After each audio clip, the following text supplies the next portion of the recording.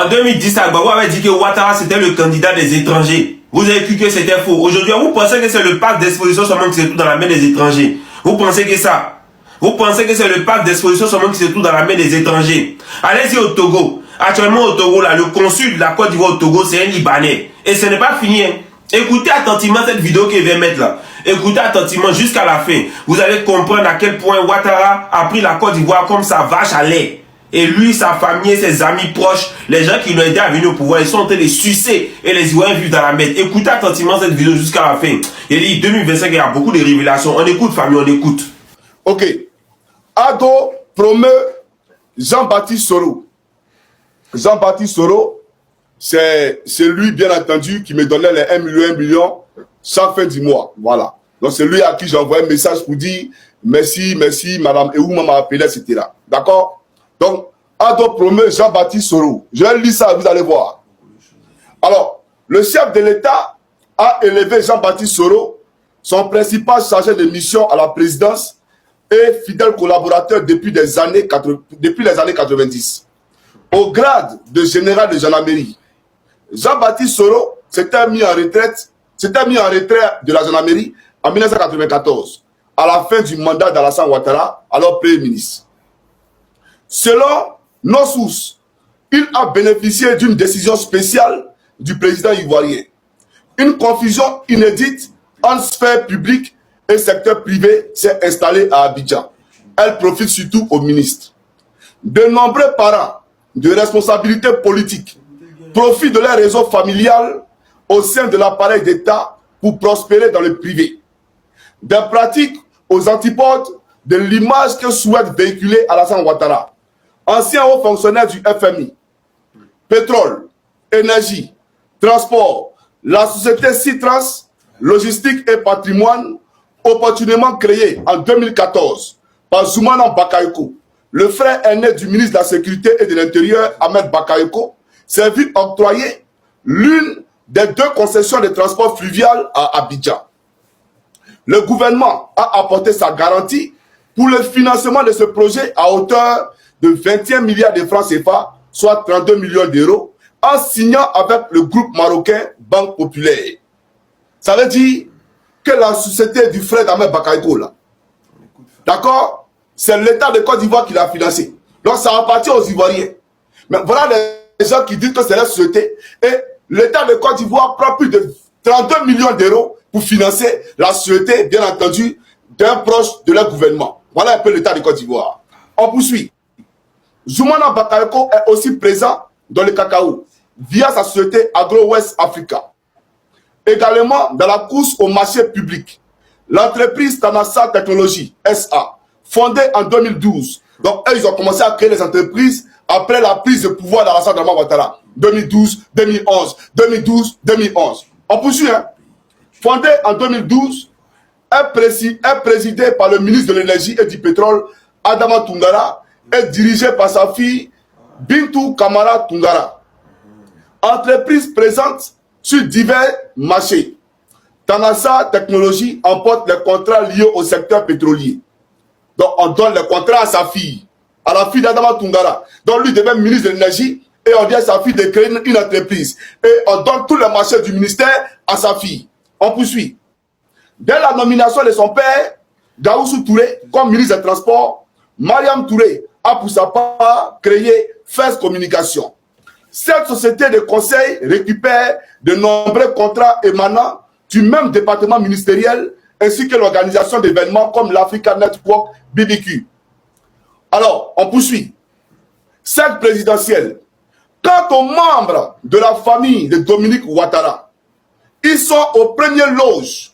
Son frère Philippe Nouvian, patron du cabinet Gemco, s'est vu octroyer des chantiers de réhabilitation de la présidence de la République. Donc, le chantier de réhabilitation de la présidence de la République, là, Alassane Ouattara a donné ça au frère de Dominique Nouvian, Philippe Nouvian.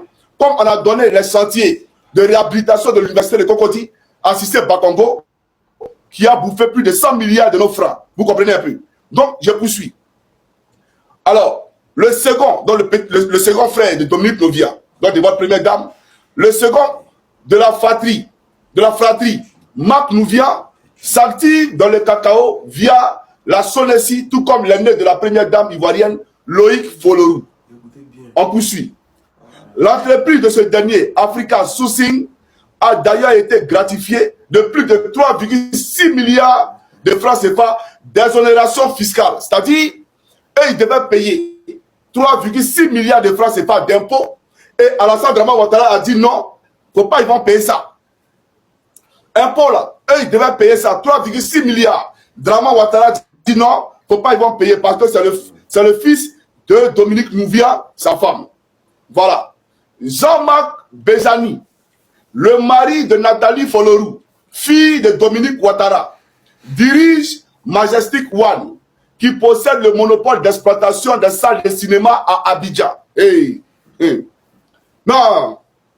Et n'oublions pas que Massere Touré est la nièce d'Alassane Dramane Ouattara, qui est aujourd'hui secrétaire général de la présidence de la République de Côte d'Ivoire, qui a marié Bruno Nabana Kone, qui lui aussi est devenu ministre de la construction. On y va doucement. Bon pied, bon oeil. Bénédicte Senghor, le gendre, écoutez très bien, le mari de sa fille qui est en Suisse là, celui dont j'ai parlé tout le temps, mais ils ont divorcé maintenant, donc je viens. Bon pied, bon oeil. Bénédicte Senghor, le gendre d'Alassane Ouattara, préside quant à lui Web Fontaine, Côte d'Ivoire, filiale du groupe Web Fontaine, chargé de contrôler les importations et les exportations du pays. Alors, je viens. La dernière partie, c'est ça qui nous intéresse. J'ai dit que l'État de Côte d'Ivoire avait signé un décret, d'accord, pour financer la société Web Fontaine. Et on a donné ça à qui? Au mari de la fille d'Alassane Dramane Ouattara. C'est un Suisse qui a marié sa fille. Alors, je vous explique, vous allez comprendre de quoi il s'agit. Désormais, la douane, là, elle est quasi inexistante en Côte d'Ivoire. La douane qui était souveraine, là, désormais, tout ce qui rentre en Côte d'Ivoire, toutes les marchandises qui doivent être dédouanées, désormais, c'est Web Fontaine, le mari de la fille d'Alassane Dramane Ouattara, c'est lui qui dédouanait ces marchandises-là pour le compte de la douane et l'État de Côte d'Ivoire. Donc la douane n'en payait les douaniers pour rien. Et il servait à rien. Parce que tout ce qui rentrait là, le dédouanement se faisait par le genre d'Alassane Dramane Ouattara, il s'appelle comment? Bénédicte Senghor. Mais quand il a divorcé, quand il y a eu des problèmes avec la femme, la fille d'Alassane Dramane Ouattara, Alassane Dramane Ouattara lui a arraché le contrat. Alassane Dramane Ouattara a arraché le contrat à ce monsieur-là parce qu'il n'a plus avec sa fille. Voilà ce qui nous dirige. Hein. Voilà ce qui gouverne la Côte d'Ivoire. Alors, le dernier chapitre qui nous intéresse ici, c'est celui-là. Écoutez très bien maintenant. Écoutez très bien cette partie-là. C'est ça là qui nous intéresse. Quand ton neveu du chef de l'État, Amadou Touré, patron de Puma Énergie, Côte d'Ivoire, filiale de Trafigura, il s'apprête à récupérer en gré à gré le réseau de stations-service de la Petrosi. Et je reprends. Quand ton neveu du chef de l'État, Amadou Touré, patron de Puma Énergie Côte d'Ivoire, filiale de Trafigura, il s'apprête à récupérer en gré à gré le réseau de stations-service de la Petrosi. Alors que nous savons très bien, chers camarades, que Trafigura, là, c'est eux qui ont envoyé de ces toxiques là pour le voilà là. Voilà ça ici. En haut là. Oui, il faut lire en haut là. Vous voyez un peu. Donc, c'est eux qui ont envoyé, bien entendu, le déchet toxique en Côte d'Ivoire. Donc, Alassane Dramane Ouattara prend son neveu qui est le représentant de Trafigura en Côte d'Ivoire, et il le bombarde, bien entendu, à la tête de Petrosi. Voilà la réalité. Donc, qui a envoyé le déchet toxique en Côte d'Ivoire? Qui est le père du Probo Kuala en Côte d'Ivoire?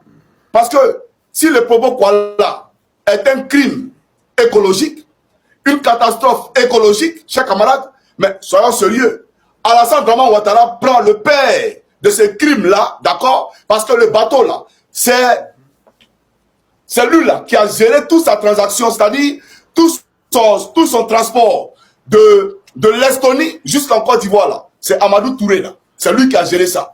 Jusqu'à aller les déverser, bien entendu, en Côte d'Ivoire à Abidjan.